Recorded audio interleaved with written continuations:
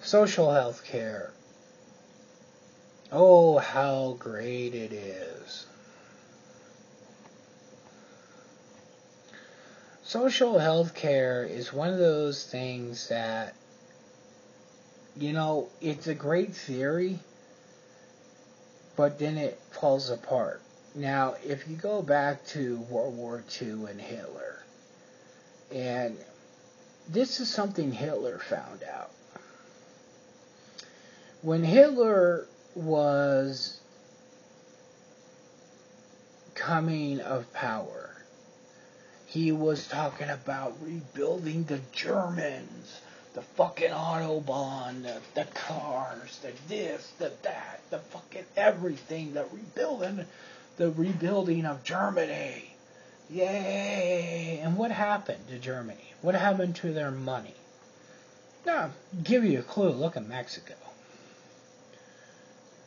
And that's because there was too much government involvement in business. The government was not only in, roads, they were in engineering, they were dictating everything. They were dictating the whole rebirth of Germany when it should have been private industry doing the rebirth of Germany. And that's where everything fell apart. And that's when the war had to kind of take place to get people's attention off of reality. The country sucked. And he was full of shit. Now, the same thing with social health care. There are small countries where it works. And I'm not going to say it doesn't work. Because it does. But there's that 5 to 10 million mark that it gets about there, and it's no longer feasible. The governments can no longer afford to properly give health care to patients, and they can't even get MRIs. People don't understand an MRI machine costs $1 million. A room to put it in could cost $1 million. So you're talking about a $2 million investment. But where's that money coming from? People. Now, in Canada, especially in Canada, people think, and in the World Index bullshit, they rate Canada high because of so-called how low its healthcare is. It's bullshit. It is, oh my god, it is such a fucking crock of shit. If you actually looked at their numbers, there's no way they could do what they do. And they can't even keep up. And that's the goddamn truth. They can't keep up with their fucking own people. There are people coming to America. Now, this is so common that people will cross the border. They will... Oh, by the way, why doesn't Canada do dental? That's just fucking asinine. Why try to fucking bash America about so-called free healthcare, which they charge on top of all these fucking taxes that I'll talk about in a second. But they talk about all the fucking co-pays for hospitals and all for free healthcare. And then no fucking dental? You gotta buy that yourself?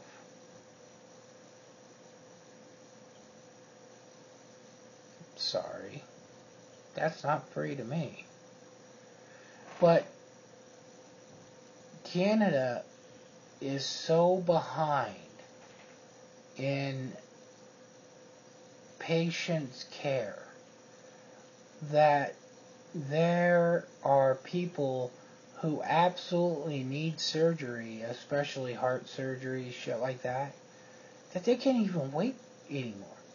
And they come to America, and they come here, they check into the ER, and they get their surgery done here. Now, it used to be, because Canada was their fucking insurance company, it used to be Canada fucking reimbursed us for that. And we charged them. I told you.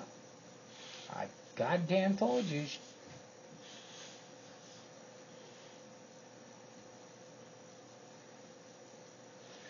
But anyhow, Canada, being their damn insurance company, is supposed to fucking cover them.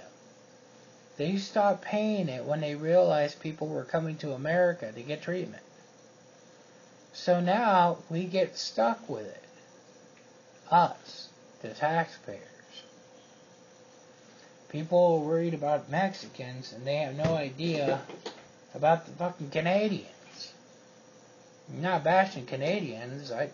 Do what you have to do. You know, I don't mind kicking in for that. Do what you have to do. I don't give a shit if people get sick. You know, why the fuck would I be? Why the fuck would I care if my tax dollars went to help get someone well? I don't fucking care. You know, I don't care about that shit.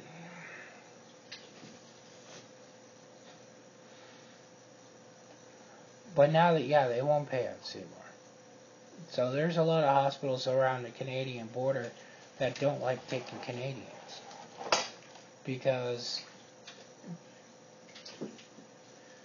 they think that they're not going to get paid. So they try to treat real quick and discharge. We've actually had Canadians die here because of all this shit. And it's not right on either side. Canada needs to step up to a fucking plate and pay their goddamn fucking bill. And, oh yeah, by the way, for their so-called cheap health care, for 5 years, I had the authority to pay foreign claims. Because I dealt with CEOs and expatriates and all that other bullshit, I had the authority to pay foreign claims. I had on my pay authority, I had 500K max, but then I could use my supervisors, and I had $1.5 million max on pay, which is pretty hard to get. But I had to deal with all the CEOs and all that other shit before this job.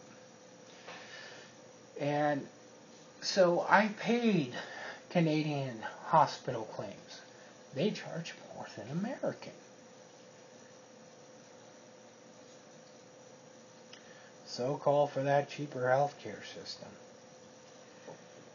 And what they're doing is fleecing Americans that get sick there to help fund their goddamn healthcare. But is that in the worldwide whatever fucking report? No. And then you look at their healthcare system, which is actually a ripoff of our Medicare system. But I won't go there. Because we actually kind of stole it from England, I think, if I remember right. Yeah. So.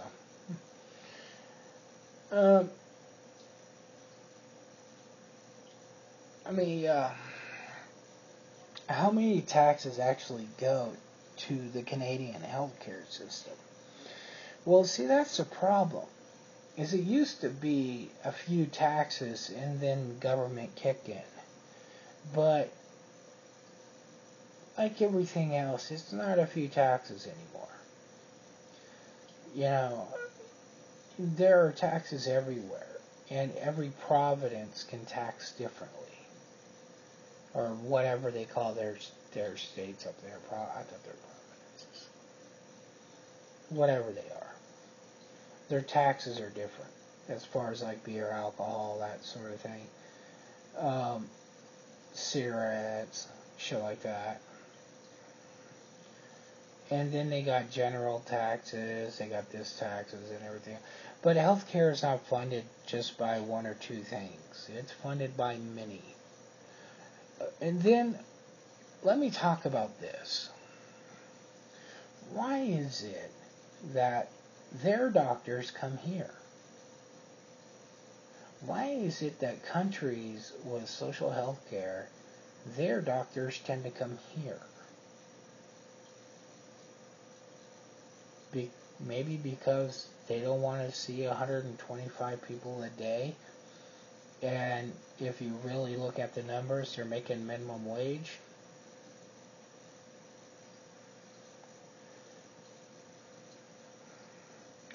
I mean, people don't understand, like a normal doctor's office in America could cost about $1 million a year. I mean, they got a whole $5 million worth of malpractice. Just a regular doctor. Just an MD. Just a fucking pill prescriber at the corner. $5 million. Plus all of his staff, all that other bullshit. So he's about $1 million a year for one, a small doctor's office. In Canada, it's not that much cheaper. So, and the government reimbursement is like the federal government's reimbursement here for Medicare, Medi-Cal, and all those other ones. Ask people who are on those how easy it is to find a doctor who actually wants to take them. Because most of them won't. Because where private insurance will allow $70 for a 99214, which is a 15-minute visit, the government's version would be like $25. So that means that they have to see 3 times the amount of people to make the same amount of money.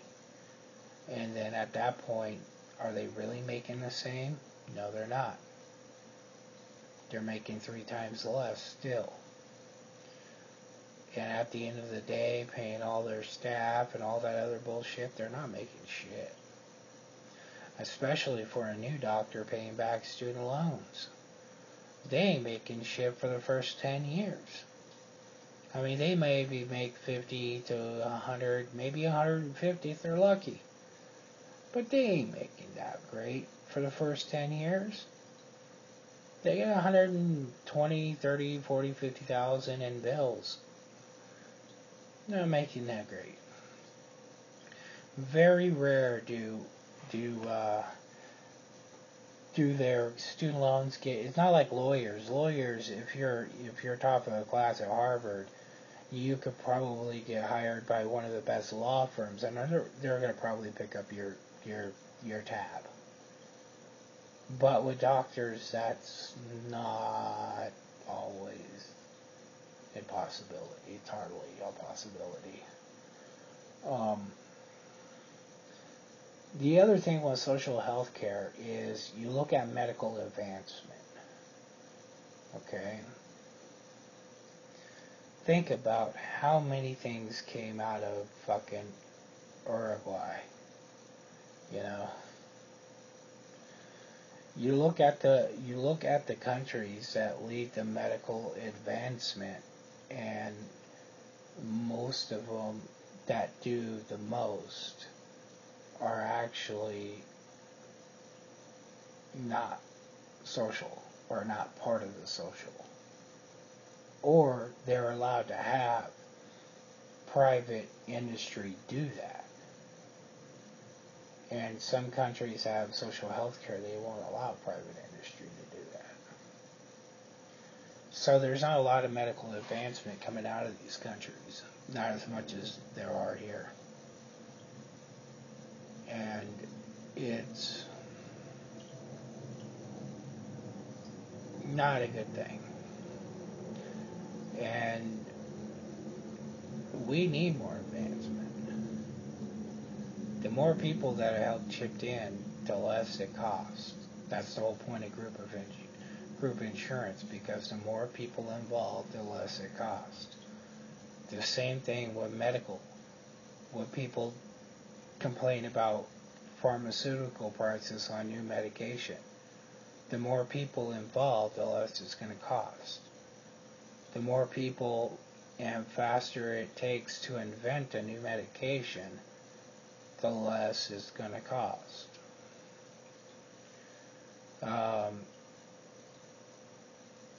But back to social. In America, the social system's so fucked up that it's done by private. People don't even know. They don't even realize it. Even if Obama succeeded and killed the private, we would still be here getting paid 3, 4, 5 times more to handle the government's load.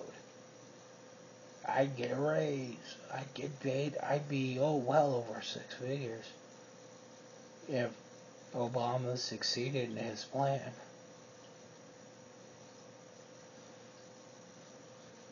We'd still be here. Trust me. Because we already pay their shit now. It ain't going to be different then.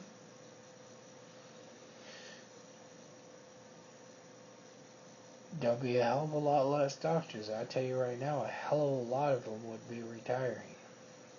And there won't be that many going into school. Not to know that they're going to come out and only get, let's see, they could probably fit 5 people in an hour. They might make $20 an hour. Not worth it. Not worth it. So, that's why healthcare socially, England is in such a mess right now, and I've joked around about it. This is actually not a joke. NHS has asked my company and I think one other company to come over there and help them fix their fucking shit.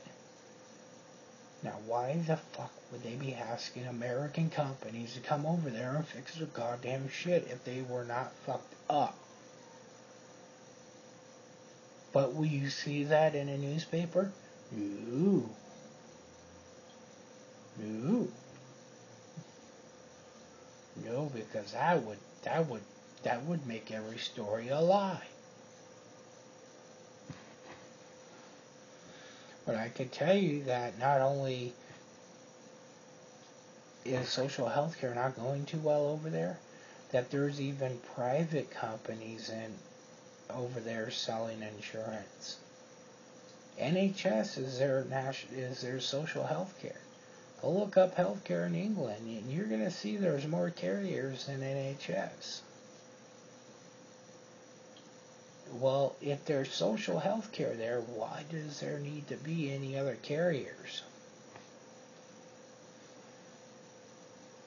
Wonder why. Because it has the same problems every one of them has. Too many people, not enough equipment, not enough doctors, not enough hospitals, not enough MRI machines, so they have to make a law on themselves. That still cracks me up.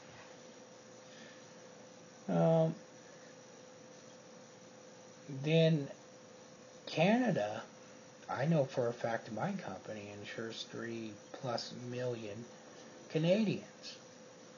Canadians who live in Canada who choose to purchase American insurance. Why?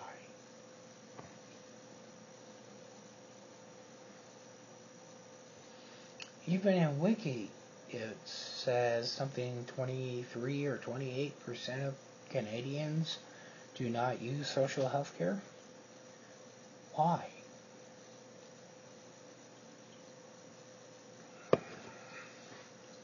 Because they work for American companies that have factories or subsidiaries there.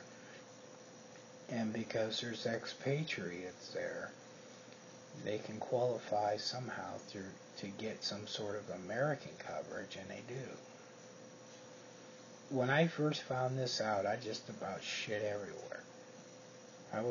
Because I was talking to a Canadian, and I'm like, what the fuck are you doing calling us? I put him on hold, and I got the supervisor, what the fuck is this shit?